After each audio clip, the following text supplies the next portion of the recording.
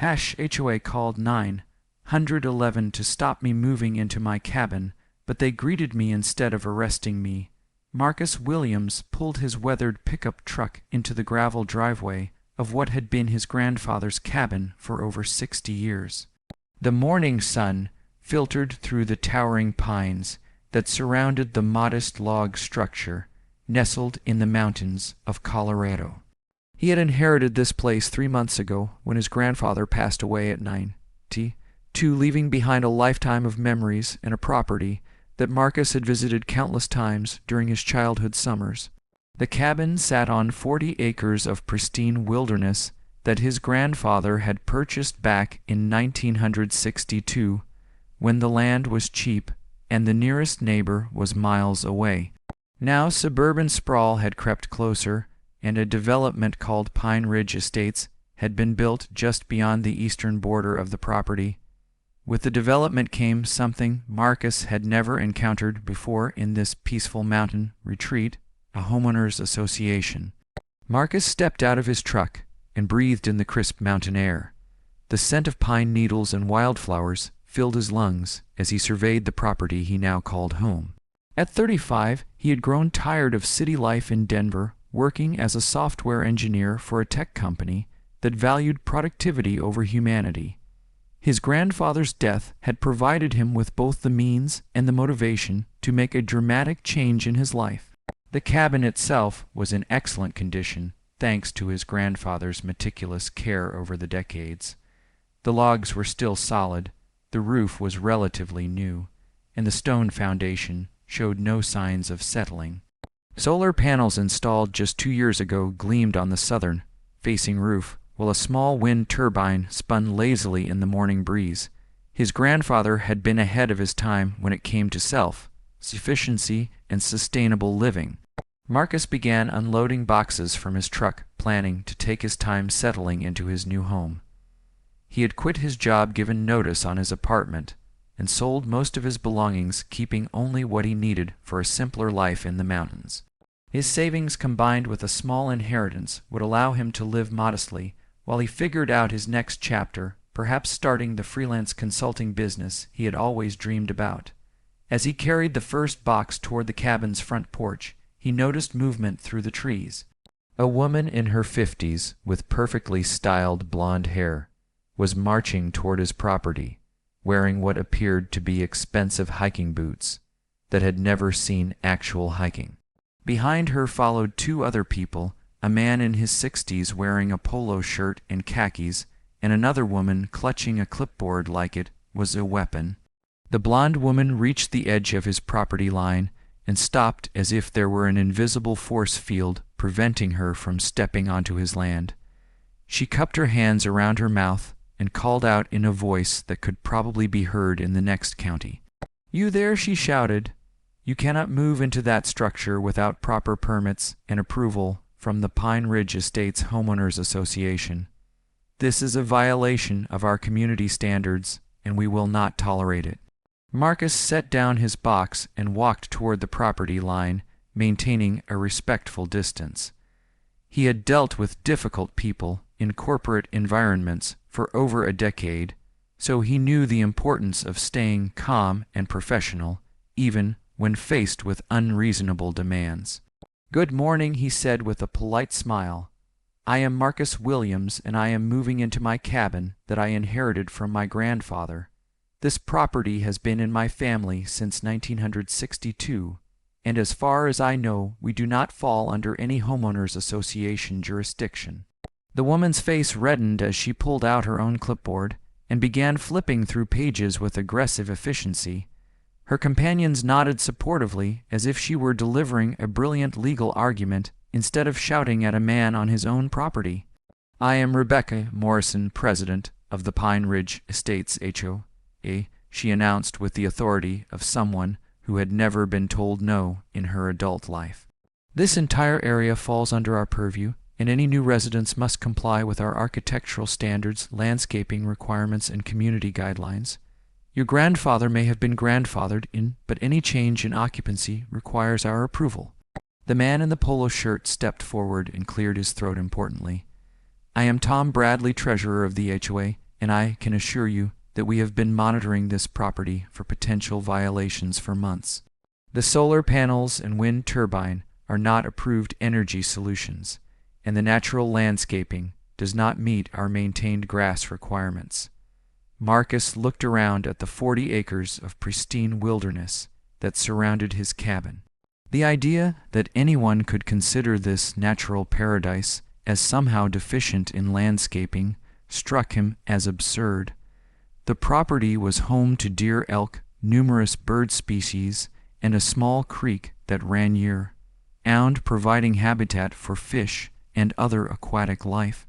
"I appreciate your concerns," he said, maintaining his diplomatic tone, "but I believe there may be some confusion about jurisdiction. This property predates your development by several decades and has never been part of any homeowners association. I have all the legal documentation to prove ownership, and I am well within my rights to live here." The third member of the HOA delegation, a thin woman with sharp features, spoke up for the first time.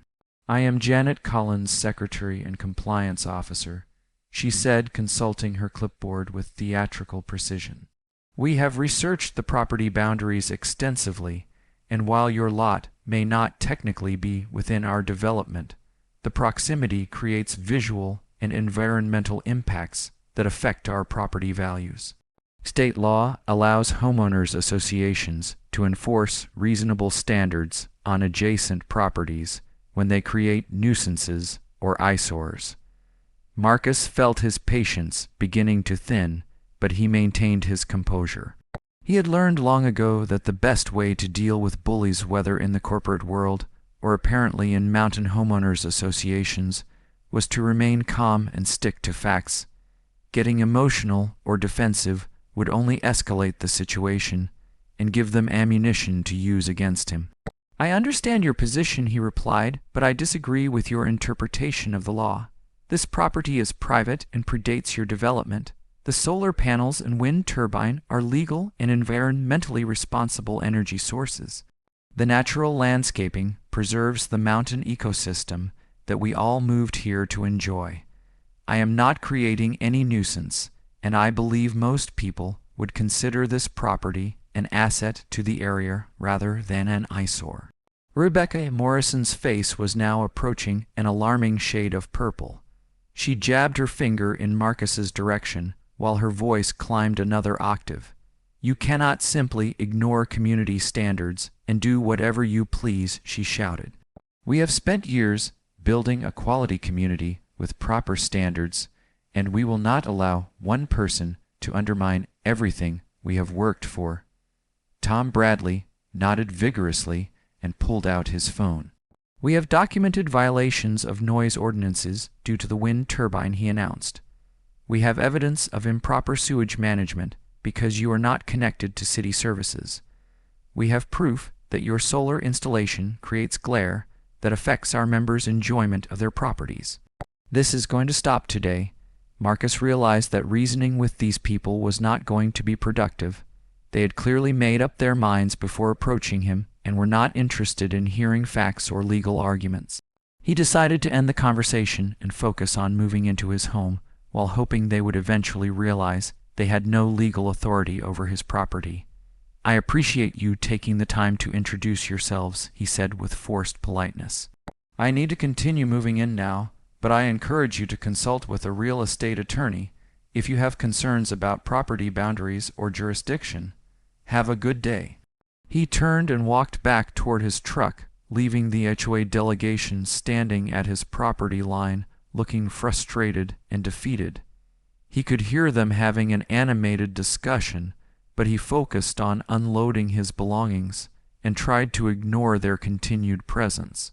After about 20 minutes, they finally left, but Marcus had a feeling this was far from over. Over the next several hours, Marcus continued moving his possessions into the cabin. The interior was exactly as he remembered it from childhood visits, with knotty pine walls, a stone fireplace, and large windows that provided stunning views of the surrounding mountains.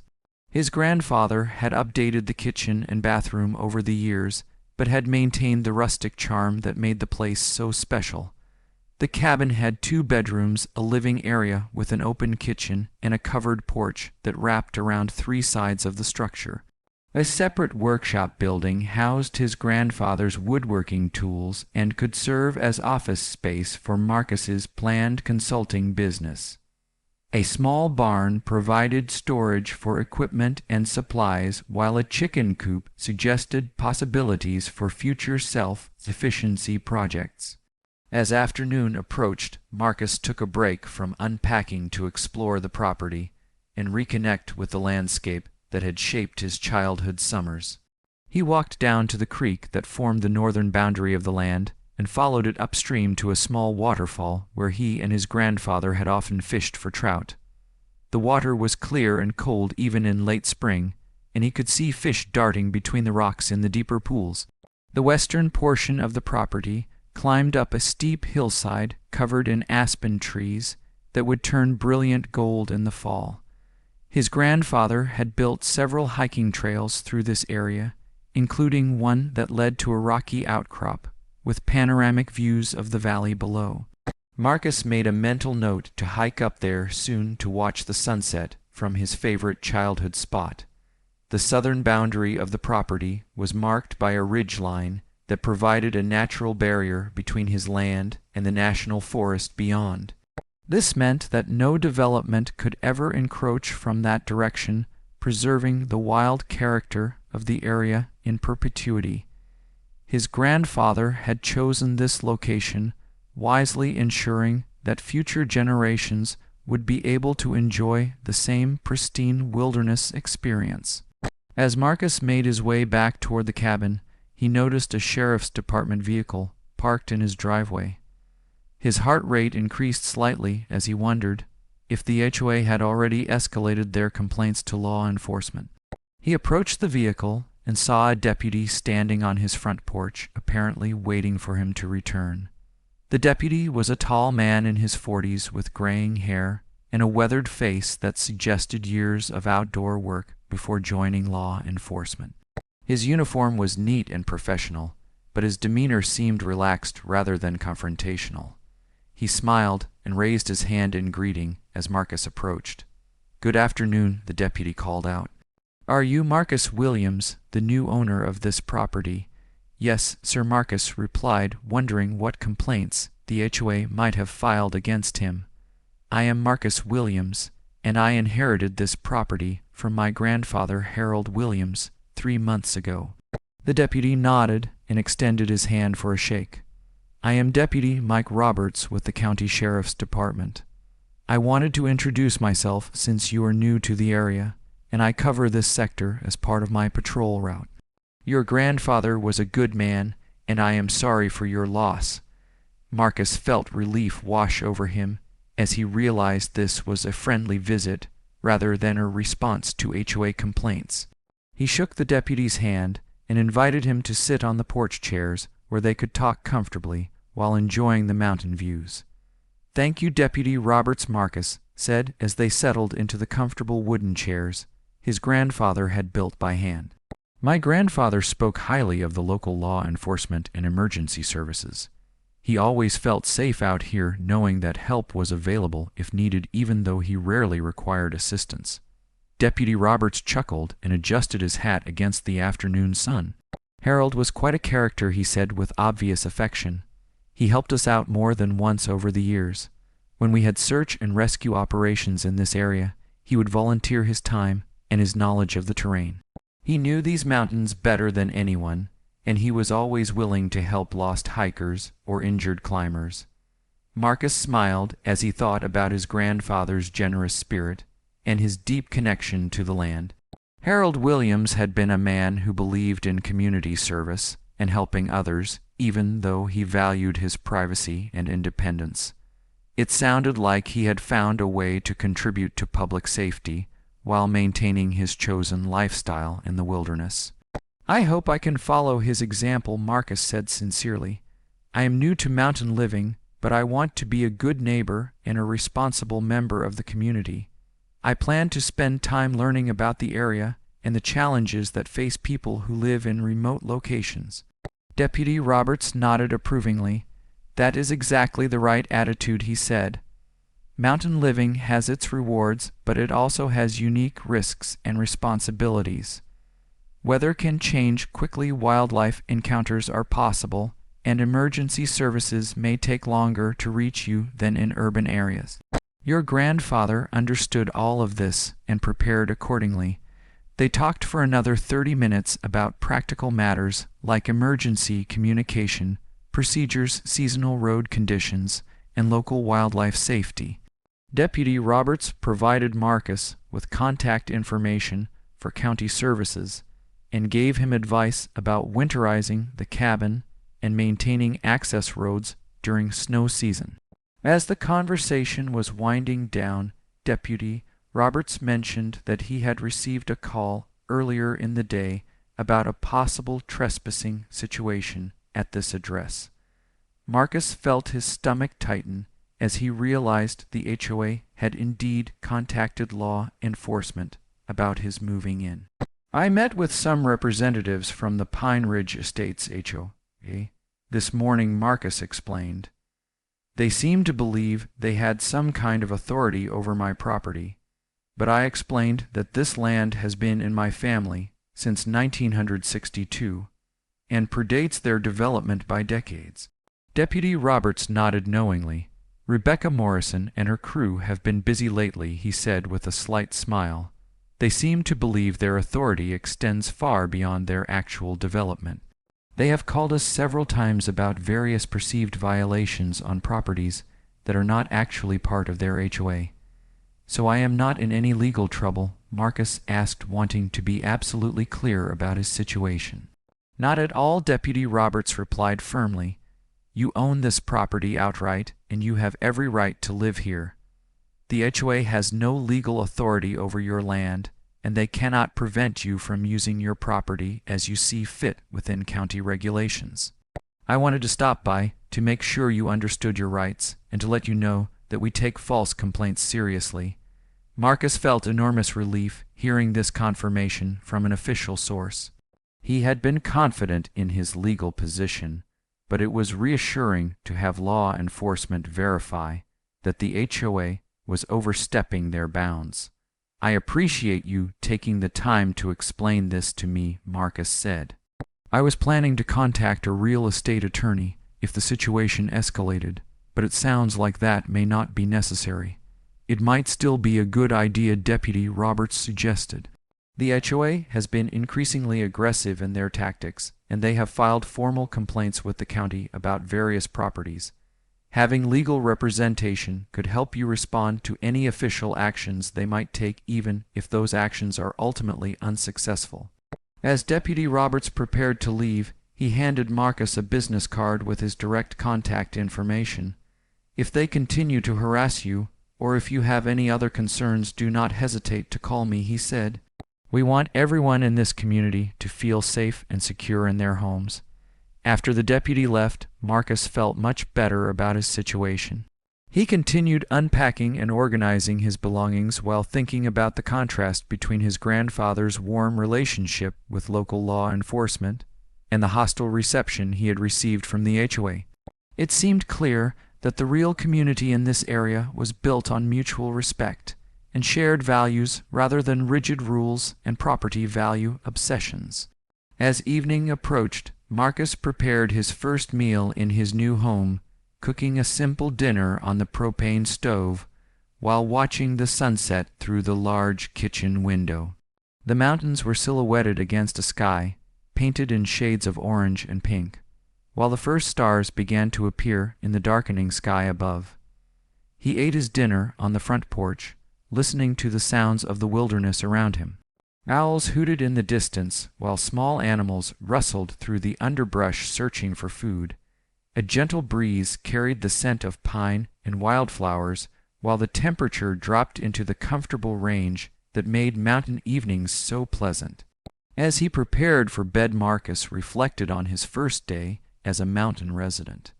The encounter with the HOA had been unpleasant, but the visit from Deputy Roberts had been reassuring. He felt confident that he could handle whatever challenges the Homeowners Association might present while building the kind of life his grandfather had modeled for him. The next morning, Marcus was awakened by the sound of vehicles in his driveway. He looked out the bedroom window and saw 3 cars parked near his cabin, including what appeared to be a county government vehicle with official license plates. His first thought was that the HOA had escalated their complaints and that county officials were here to investigate their accusations. He dressed quickly and stepped onto the front porch, where he found Deputy Roberts talking with 2 other people, a woman in business attire and a man wearing a county engineer's shirt. They all turned toward him as he approached, and Marcus was relieved to see friendly expressions rather than official scowls. "Good morning, Marcus," Deputy Roberts called out. "I hope we did not wake you, but we wanted to stop by early before your day got busy. I have brought some people who wanted to meet you and discuss some opportunities that might interest you." The woman in business attire stepped forward and extended her hand with a professional smile. "Good morning, Mr. Williams," she said. "I am Linda Martinez and I work for the County Emergency Management Department. Deputy Roberts has told me about your background and your family's history in this area, and I wanted to discuss a potential opportunity with you." Marcus shook her hand while trying to process what kind of opportunity the County Emergency Management Department might have for a newly relocated software engineer. He invited the group to sit on the porch where they could talk comfortably while enjoying the morning mountain air. The man in the engineer's shirt introduced himself as Dave Thompson from the County Public Works Department. He explained that they were working on several projects related to emergency, preparedness, and communication infrastructure in remote mountain areas, and that Marcus's property and background made him an interesting potential partner. "Your grandfather was invaluable to us during emergency situations," Linda Martinez explained. "He knew these mountains intimately, and he had the technical skills to help with communication and coordination during search and rescue operations." When Deputy Roberts mentioned that you have a background in software engineering and that you inherited Harold's property, we thought you might be interested in continuing his tradition of public service. Dave Thompson nodded and pulled out a folder containing maps and technical documents. "We have been working to improve emergency communication coverage in this area," he said. "Your property sits at an ideal elevation and location for a communication relay station that could significantly improve radio coverage for first responders throughout this mountain region." Marcus looked through the documents with growing interest. The proposed communication station would be a small unmanned facility that would boost radio signals for emergency services while also providing backup communication capabilities during natural disasters or other emergencies. The county would lease a small portion of his land, pay him a monthly fee, and maintain all the equipment. "This sounds like it could benefit everyone," Marcus said after reviewing the proposal. "Improved emergency communication would make the entire area safer while providing me with some additional income. What would be involved in terms of construction and ongoing operations?" Linda Martinez explained that the installation would be relatively minimal, involving a small equipment building and a communication tower that would be much smaller than a cell phone tower. The facility would be powered by the existing solar and battery systems on his property, with backup generators for extended outages. County technicians would perform regular maintenance, but Marcus would be trained to perform basic system checks and report any issues. The most interesting part of the proposal was that Marcus would serve as a local coordinator for emergency communications during major incidents. His software engineering background and his location would make him valuable for coordinating between different agencies and managing data during complex operations. He would receive training and certification and would be compensated for his time during actual emergency responses. "This sounds like exactly the kind of meaningful work I was hoping to find," Marcus said with genuine enthusiasm. "I moved here partly to escape the corporate world and find something that felt more important and more connected to the community." This would allow me to use my technical skills while serving the public good and honoring my grandfather's legacy. Dave Thompson smiled and handed him additional documents. The county board has already approved the project in principle, he said. We just need your agreement and some basic paperwork to move forward. We could have the facility operational within 6 months if you decide to participate. As they continued discussing details, Marcus heard the sound of more vehicles approaching. He looked up to see a small convoy of cars coming up his driveway, led by a familiar SUV that belonged to Rebecca Morrison from the HOA. His heart sank as he realized the timing could hardly be worse for another confrontation with the Homeowners Association. The HOA vehicles parked behind the county cars, and Rebecca Morrison emerged from the lead vehicle with her usual entourage, plus several additional people Marcus had not seen before. They appeared to be preparing for a major confrontation, and Marcus wondered if they had brought legal representation or additional officials to support their position. "Oh no," Deputy Roberts muttered under his breath.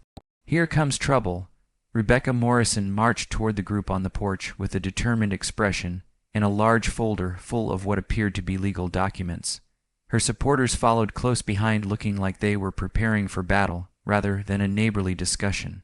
"This property is in violation of multiple county ordinances," she announced before anyone could respond. "We have filed formal complaints about septic system violations, noise ordinances, environmental impact, and unpermitted structures. We demand that the county take immediate action to address these violations before this situation gets worse." Linda Martinez and Dave Thompson exchanged glances with Deputy Roberts, who stepped forward to address the situation. "Mrs. Morrison," he said in a professional but firm tone, "county officials are here on official business. If you have formal complaints to file, you need to go through proper channels rather than disrupting county operations." Rebecca Morrison was not deterred by this official response. "We have been through proper channels," she insisted.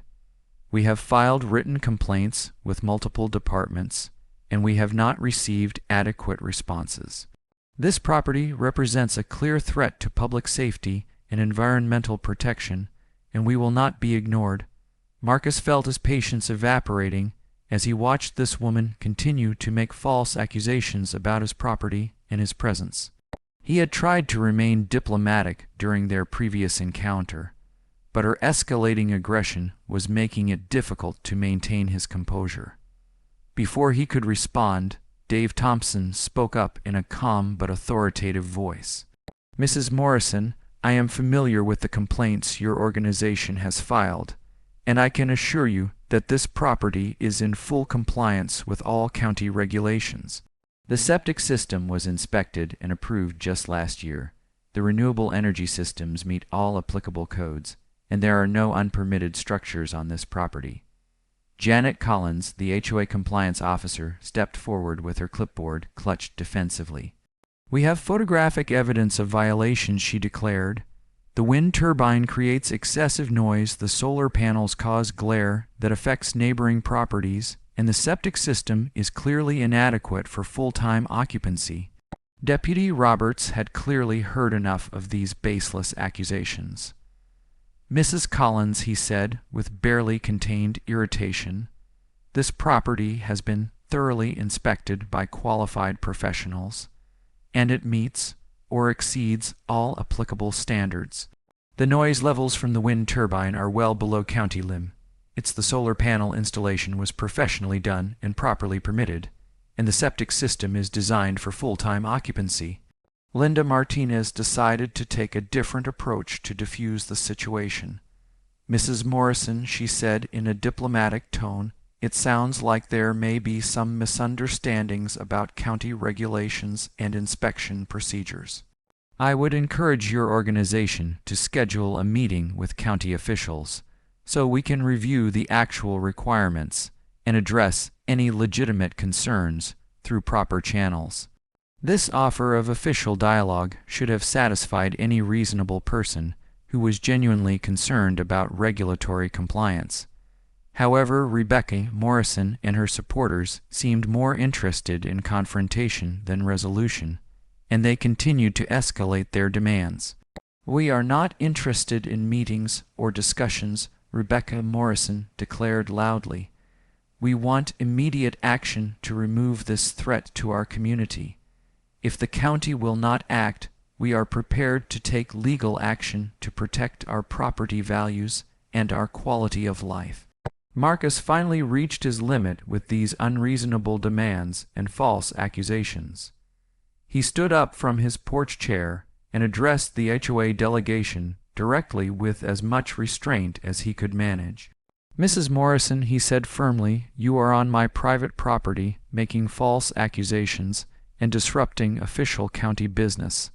I have been patient with your concerns, but your behavior is becoming harassment. I am asking you to leave my property now and to conduct any future business through proper legal channels. You cannot intimidate us into silence," Rebecca Morrison shouted back. "We know our rights, and we will not be bullied by someone who thinks they can ignore community standards and do whatever they please." Deputy Roberts decided it was time to take control of the situation before it escalated further. "Mrs. Morrison," he said in his official law enforcement voice, "you are trespassing on private property and interfering with county business. I am asking you to leave immediately. Any further complaints should be filed through proper channels." The authority in Deputy Roberts' voice finally seemed to penetrate the HOA delegation's righteous indignation. They realized they had overplayed their hand and were now facing potential legal consequences for their own behavior rather than achieving their goals of stopping Marcus from living on his property. "This is not over," Rebecca Morrison declared as she began retreating toward her vehicle. "We will not allow one person to destroy everything we have built in this community." As the HOA convoy departed, Marcus felt a mixture of relief and frustration. He was glad the confrontation was over, but he was disturbed by the level of hostility these people had displayed over his simple desire to live on his own property. He wondered how many other residents they had harassed with similar tactics. "I am sorry you had to deal with that," Linda Martinez said as they watched the vehicles disappear down the driveway. "Some homeowners associations seem to forget that their authority has limits and they cannot control every aspect of life in their area." Dave Thompson nodded in agreement. "We have been dealing with complaints from that particular HOA for several years now," he said. "They seem to believe that county regulations should conform to their preferences rather than the other way around." Deputy Roberts was clearly frustrated by the encounter. "They have filed numerous complaints against properties that are not even within their jurisdiction," he explained to Marcus. "We have investigated every complaint and found no violations, but they continue to escalate their demands and make false accusations." Marcus appreciated the support from these county officials, but he was concerned about the impact this ongoing conflict might have on his plans to build a peaceful life in the mountains. He wondered if the HOA would continue to escalate their harassment, or if they would eventually accept that they had no legal authority over his property. Despite the unpleasant interruption, Marcus was excited about the emergency communication project and eager to move forward with the county partnership. He signed the preliminary agreements and scheduled follow-up meetings to begin the planning and training process. Over the following weeks, Marcus settled into a routine that combined unpacking and organizing his new home with learning about his role in the county emergency communication system. He met with technicians and emergency coordinators to understand the equipment and procedures that would be involved in the communication relay station. The more he learned about the project, the more enthusiastic he became. The communication station would serve a vital public safety function, while allowing him to use his technical skills in meaningful work. He would be part of a network of trained volunteers who supported professional emergency services during natural disasters, search and rescue operations, and other critical incidents. Marcus also began exploring business opportunities for his freelance software consulting practice. His location in the mountains was no obstacle to serving clients remotely, and he found that many companies were interested in working with someone who could provide high-quality technical services while maintaining lower overhead costs than urban consultants. The combination of county emergency work and private consulting seemed like it would provide both financial stability and personal satisfaction. He would be able to earn a living while contributing to public safety and living in the environment he loved. It was exactly the kind of life change he had hoped for when he left his corporate job in Denver. Unfortunately, the HOA continued to find new ways to make his life difficult. They filed complaints with the state environmental agency claiming that his septic system was contaminating groundwater. They contacted the building department claiming that his solar panels were improperly installed. They even called the fire department claiming that his wood-burning fireplace was creating a fire hazard. Every complaint required Marcus to take time away from his work and his life to deal with inspectors and investigators. In every case, the officials found no violations and no legitimate safety concerns, but the process was time-consuming and stressful. Marcus realized that this was probably the HOA strategy to make his life so difficult that he would eventually give up and move away. Deputy Roberts continued to be supportive and helpful throughout these ongoing harassment campaigns. He documented every false complaint and every instance of trespassing or intimidation by HOA representatives. He assured Marcus that the sheriff's department was building a case for criminal harassment charges if the behavior continued. 3 months after moving into the cabin, Marcus received a registered letter from a law firm representing the Pine Ridge Estates HOA. The letter claimed that his property was creating multiple nuisances that affected the property values and quality of life for HOA members. It demanded that he cease all activities that violated their community standards or face legal action. Marcus took the letter to a real estate attorney who specializes in property rights and homeowners association disputes. The attorney reviewed the letter along with all the documentation Marcus had collected about the HOA harassment campaign and the various investigations by county officials. "This is a classic intimidation tactic," the attorney explained. "They have no legal standing to enforce their standards on your property, but they are hoping to frighten you into compliance or convince you to sell and move away. The good news is that you have excellent documentation of their harassment and the fact that multiple government inspections have found no violations on your property." The attorney recommended responding to the HOA legal threat with a cease and desist letter of their own demanding that the HOA stop their harassment campaign and threatening legal action for their frivolous complaints and intimidation tactics. This would put the HOA on notice that Marcus was prepared to defend his rights and that their behavior could have legal consequences. 2 weeks after sending the cease and desist letter, Marcus was working in his home office when he heard vehicles approaching once again. He looked out the window expecting to see either county officials or more HOA harassment, but instead he saw several emergency vehicles, including fire trucks, ambulances, and sheriff's department cars.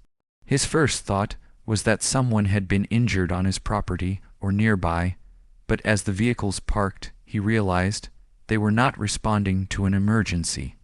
Deputy Roberts approached the cabin with several other officials, including people Marcus recognized from the county emergency management department. "Good morning," Marcus Deputy Roberts called out with an unusually serious expression. "We need to talk to you about an urgent situation that has developed. Can we come inside?" Of course, Marcus replied immediately, though he was puzzled about what kind of urgent situation might require this level of official attention. He led the group into his living room, where they arranged themselves around his furniture with the formal bearing of people delivering important news. Linda Martinez from Emergency Management spoke first. "Marcus, we have a developing situation that requires activation of our emergency communication network," she said. "There has been a major earthquake about 50 miles northeast of here, and we have lost communication with several mountain communities in that area." Dave Thompson from Public Works added more details. The earthquake damaged several communication towers and power lines, he explained. We need to establish emergency communication links with the affected areas as quickly as possible to coordinate rescue operations and assess the extent of the damage. Marcus realized they were asking him to help with his first real emergency response situation, even though his training was not yet complete, and the communication station on his property was not yet fully operational. He felt a mixture of excitement and nervousness about being called into action so soon. "What do you need me to do?" he asked, ready to contribute whatever he could to the emergency response effort. Deputy Roberts explained that they needed to use Marcus's property as a staging area for emergency communication equipment while they worked to restore contact with the isolated communities. His location, elevation, and existing power infrastructure made it the ideal base of operations for this type of emergency response. Within an hour, Marcus's property had been transformed into a bustling emergency command center. County technicians set up temporary communication equipment powered by his solar system, while emergency coordinators established radio contact with search and rescue teams throughout the region. His living room became a coordination center where officials tracked rescue operations and managed resource allocation. Marcus found himself in the middle of a complex emergency response operation, using his technical skills to help manage data and communications, while learning from experienced emergency professionals about disaster response procedures. It was exactly the kind of meaningful work he had hoped for when he agreed to participate in the county's emergency communication program. The earthquake response continued for 3 days with Marcus's property serving as a crucial communication hub for rescue operations that ultimately saved dozens of lives. His cabin provided accommodation for emergency workers who needed rest between shifts, while his kitchen fed volunteers and professionals who were working around the clock. When the emergency response finally concluded, Linda Martinez and Dave Thompson thanked Marcus for his crucial contribution to the operation. They explained that his property's role in the emergency response had demonstrated the value of the planned communication station and had accelerated approval for the full installation. More importantly, Marcus had proven himself as a valuable member of the emergency response community. His technical skills, combined with his calm demeanor under pressure and his willingness to open his home to support the operation, had impressed everyone involved in the response effort. As the emergency vehicles departed and his property returned to normal, Marcus reflected on how dramatically his life had changed in just a few months. He had gone from a corporate software engineer in Denver to a key member of the mountain emergency response community, living in harmony with the natural environment while contributing to public safety. The earthquake response had also provided an unexpected resolution to his ongoing conflict with the HOA. News coverage of the emergency response had prominently featured Marcus's property and his role in coordinating life-saving rescue operations. The local newspaper ran a front-page story about the heroic efforts of emergency volunteers, including Marcus and his crucial contribution to the success of the operation.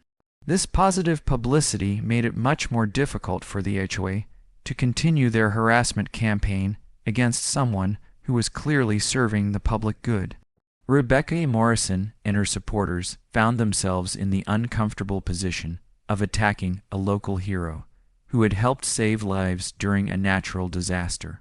More importantly, the emergency response had demonstrated to the broader community that Marcus's property and lifestyle were valuable assets to the region, rather than the threats and nuisances the HOA had claimed. His solar panels and communication equipment had provided vital infrastructure during the crisis, while his knowledge and skills had supported professional emergency operations. In the weeks following the earthquake response, Marcus received dozens of thank you notes from residents throughout the mountain region. Many people had learned for the first time about his role in the emergency communication network and his willingness to serve the community during crisis situations. The county formally recognized Marcus's contribution with an award for outstanding public service, while the State Emergency Management Agency invited him to participate in advanced training programs for disaster response volunteers. These recognitions further cemented his reputation as a valued member of the community rather than the problematic newcomer the HOA had portrayed. Even more satisfying was the gradual change in attitude from his immediate neighbors in the Pine Ridge Estates development. Many residents had been influenced by the HOA negative portrayal of Marcus and his property, but the earthquake response had shown them the truth about his character and his commitment to the community. Individual residents began approaching Marcus to introduce themselves and express appreciation for his service during the emergency. Some admitted that they had been misled by the HOA characterization of him as a troublemaker and apologized for not speaking up against the harassment campaign. A group of Pine Ridge Estates residents even organized a petition demanding changes in HOA leadership and policies. They argued that the organization had wasted time and resources on petty harassment, while ignoring real community needs and opportunities for positive engagement with neighbors. Rebecca Morrison and her core supporters found themselves increasingly isolated as community opinion shifted in Marcus's favor. Their continued attacks on a recognized local hero began to seem petty and vindictive rather than principled defense of community standards. The legal intimidation tactics also backfired spectacularly when Marcus's attorney filed a counter lawsuit against the HOA for harassment, defamation, and abuse of process. The attorney argued that the HOA had engaged in a systematic campaign to damage Marcus's reputation and interfere with his peaceful enjoyment of his property through false complaints and frivolous legal threats. The counter lawsuit included demands for monetary damages to compensate Marcus for the time and expense he had incurred defending against false accusations, as well as injunctive relief to prevent future harassment by the HOA. The legal action put the HOA on the defensive and forced them to hire expensive attorneys to defend against Marcus's legitimate claims. As autumn approached and the aspen trees on Marcus's property began turning brilliant gold, he reflected on the unexpected journey that had brought him to this point. What had begun as a simple desire to live peacefully on his inherited property had evolved into a meaningful role serving his community and defending the principle that property rights should be respected. The emergency communication station was now fully operational, providing improved radio coverage for first responders throughout the mountain region.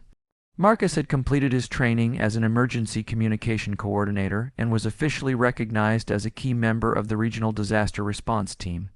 His freelance consulting business was thriving.